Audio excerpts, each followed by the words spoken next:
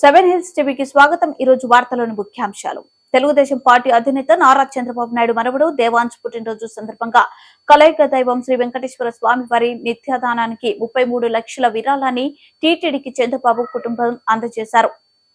చంద్రబాబు సతీమణి నారా భువనేశ్వరి తిరుమల చేరుకున్నారు. అన్నమయ్య జిల్లా రాయచోటిలో నిజం గెలవాలి కార్యక్రమం పూర్తి చేసుకుని ఆమె తిరుమల చేరుకున్నారు. ఈ సందర్భంగా నారా భువనేశ్వరికి తిరుమల టీడీపీ అధ్యక్షుడు రాజ్ యాదవ్, పార్టీ నాయకులు, కార్యకర్తలు స్వాగతం పలికి పుష్పగుచ్చం అందజేశారు. దేవాంశ్ పుట్టినరోజు సందర్భంగా కుటుంబ సమేతంగా శ్రీవారిని దర్శించుకుని నారా భువనేశ్వరి, లోకేష్ దంపతులు భక్తులకు అన్నదానం నిర్వహించారు.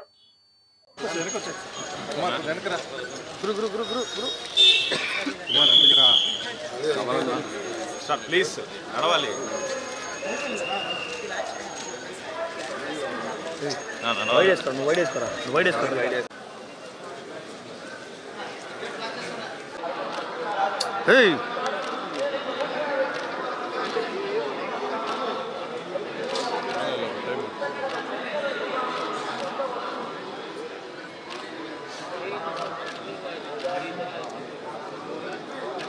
న్యాయమే కోద్రా బ్రో రవణ సైడ్ రవణ ఒక్క నిమిషం సార్ ఒక్క నిమిషం సార్ ఒక్క నిమిషం పైకి అట్లా తీసుకో Ramanna sir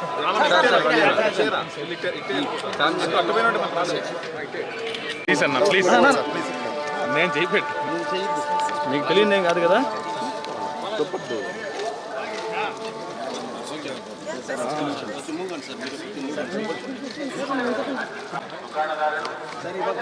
sir sir sir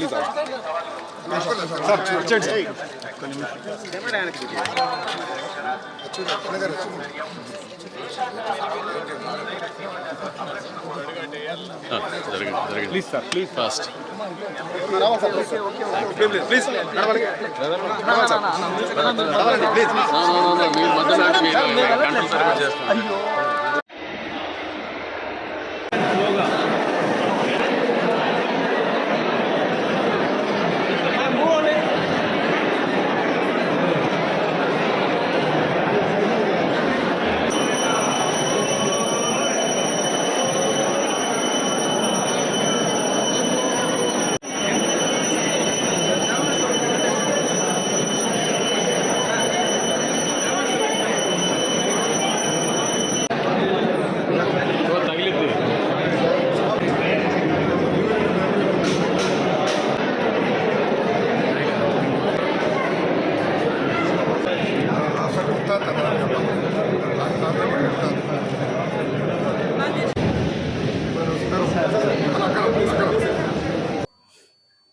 BJP, Janasena, Telugu Desam party ఉమ్మడి పార్టీల ఒడంబడికలతో శ్రీకాళహస్తి నియోజకవర్గం ఎమ్మెల్యే అభ్యర్థిగా బొజ్జల సుధీర్ రెడ్డిని ప్రకటించడం తెలుగుదేశం పార్టీ అధినేత చంద్రబాబు నాయుడు మరోసారి పరిశీలించాలని మాజీ ఎమ్మెల్యే ఎస్బీ నాయుడు తెలిపారు.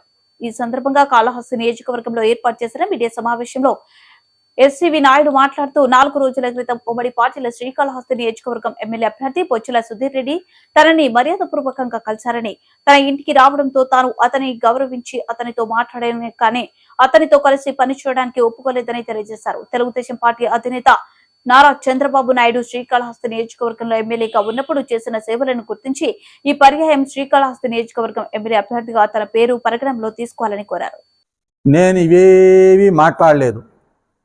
నన్ను మాతో పాటు కొంతమంది సుధీర్ అభ్యర్థత్వాన్ని వ్యతిరేకించి నాతో పాటు విజయవాడకి, హైదరాబాద్కి వచ్చిన వాళ్ళు నన్ను అడగడం జరిగింది.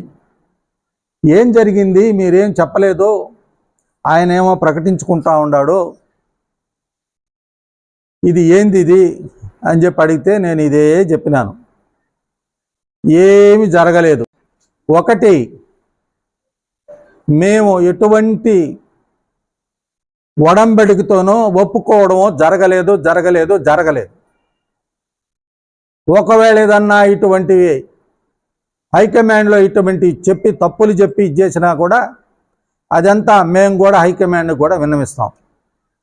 రెండో, బాబు నాయుడు గారికి, అయ్యా నీకు నమస్కారం చేస్తున్నాం, నీకు గుర్తు చేస్తున్నాం, మరి ఇవన్నీ కూడా ఆలోచించుకొని ఒకసారి పునఃపరిశీలన చేసి ఇంకా అవసరమైతే మేమే ఆ ఫీజులు పెట్టుకుంటాం, ఒకసారి ఆ సర్వే టీంను మళ్ళా కూడా సర్వే చేపిస్తే ఆ డబ్బులు కూడా మేమే ఇస్తాం. సర్వే చేయించి పునఃపరిశీలించాల్సిందిగా అభ్యర్థిత్వాన్ని. ఇవన్నిటితో సంబంధం లేదు, నాకు దేంతోనూ సంబంధం లేదు. నాకంతా ఉండేది ఏమంటే నేను చేసిన సేవలు కాళహస్తి ప్రజలకి ఒక్క టర్మ్ ఎమ్మెల్యే కానీ అన్ని చేసినాను. ఇంకపోతే గోపాలన్నతోనో వివిధ పార్టీలతోనో నేను ఎన్నో సేవలు చేసినాను. కాబట్టి ఇప్పుడు వయసు రీత్యా నాకు ఒక్క ఛాన్స్ ఇవ్వమని. రెండోది నాకేమంటే ఆధ్యాత్మికంగా ఈ ఛాన్స్ ఇచ్చిన తర్వాత I wanted to retired from politics. Gudipalli మండలానికి చెందిన జయమ్మ మూర్ఛ వ్యాధితో బాధపడుతూ ఈ నెల 13వ తేదీన పిఈఎస్ ఆసుపత్రికి వచ్చిందని మెడికల్ సూపరింటెండెంట్ సుబ్రహ్మణ్య పేర్కొన్నారు. ఈ సందర్భంగా కుప్పం పిఎస్ ఆసుపత్రిలో ఏర్పాటు చేసిన మీడియా సమావేశంలో medical superintendent Subrahmanya, neuro surgery వైద్యులు మయూర్ వినయ్ కుమార్ మాట్లాడుతూ మూర్ఛ వ్యాధితో బాధపడుతున్న జయమ్మకు సిటీ ఎంఆర్ఐ స్కాన్ నిర్వహించామని, జయమ్మ మెదడులో కణెత్తి ఉన్నట్లు గుర్తించారు. కీహోల్ శస్త్రచికిత్స నిర్వహించడం జరిగిందని వైద్యులు మయూర్ తెలిపారు. ఆసుపత్రిలో కీహోల్ శస్త్రచికిత్స చేయాలంటే సుమారు 10 లక్షల రూపాయలు ఖర్చు అవుతుందని పేర్కొన్నారు. కుప్పం పిఎస్ ఆసుపత్రిలో కేవలం 3 లక్షల రూపాయలకే కీహోల్ శస్త్రచికిత్స చేయడం జరిగిందన్నారు. 7 గంటల పాటు శ్రమించి శస్త్రచికిత్స చేయడం జరిగిందన్నారు. ప్రస్తుతం మహిళ ఆరోగ్యంగా ఉందన్నారు. శస్త్రచికిత్స విజయవంతం కావడానికి కృషి చేసిన వైద్యులను మెడికల్ సూపరింటెండెంట్ అభినందించారు.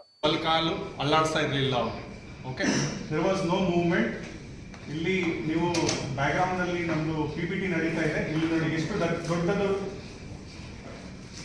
ಟ್ಯೂಮರ್ ಇದೆ. ಆ ಟ್ಯೂಮರ್ ಆಪರೇಷನ್ ಮಾಡುವಾಗ ಹಿಂಗೆ ಕಾಣಿಸ್ತಾ ಇದೆ. ಜನರಲಿ ನಾವು ಜನರಲಿ ನಾವು ಈ ತರ ಆಪರೇಷನ್ ಮಾಡಬೇಕಾದ್ರೆ ರೆಗ್ಯುಲರ್ ಆಗಿ ಹಿಂಗೆ ಇಷ್ಟು ದೊಡ್ಡದು ಬೋನ್ ಪೀಸ್ ಕಟ್ತಾ ಇದೆ. ಇಷ್ಟು ದೊಡ್ಡದು ಹಿಂಗೆ ಇಷ್ಟು ದೊಡ್ಡದು ಬೋನ್ ಪೀಸ್ ಕಟ್ಟಿ ಓಪನ್ ಮಾಡಿ ಆಪರೇಷನ್ ಮಾಡ್ತಾ ಇದ್ದೆ. ಆ ಥರ ಆಪರೇಷನ್ ಮಾಡಬೇಕಾದ್ರೆ 12 ಗಂಟೆ 14 ಗಂಟೆ ಆಗಿಬಿಡುತ್ತೆ. ಈಗ ಅಡ್ವಾನ್ಸ್ಡ್ ಟೆಕ್ನಾಲಜಿ ತಗೊಂಡು ನಮ್ಮ ಚೇರ್ಮನ್ ಸಾರು, ನಮ್ಮ MD ಸಾರು, MD ಮೇಡಮು ಎಲ್ಲರೂ ಸೇರ್ಕೊಂಡು ನಮಗೆ ಅಷ್ಟು ಫೆಸಿಲಿಟಿ ಕೊಟ್ಟಿದ್ದಾರೆ.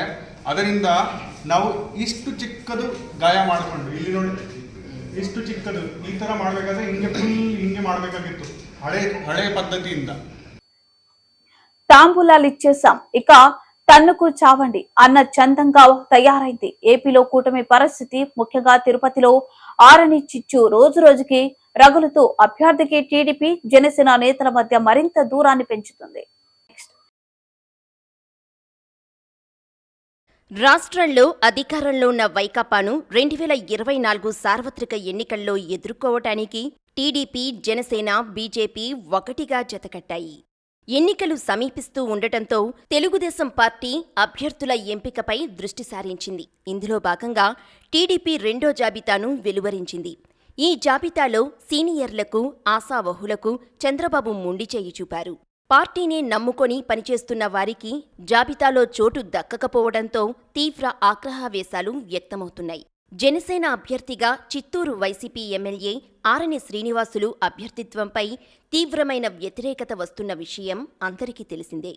తిరుపతి ఎమ్మెల్యే అభ్యర్థిగా ఆరణి శ్రీనివాసులను తిరుపతి టీడీపీ నేతలు అంగీకరించని పరిస్థితి నెలకొంది.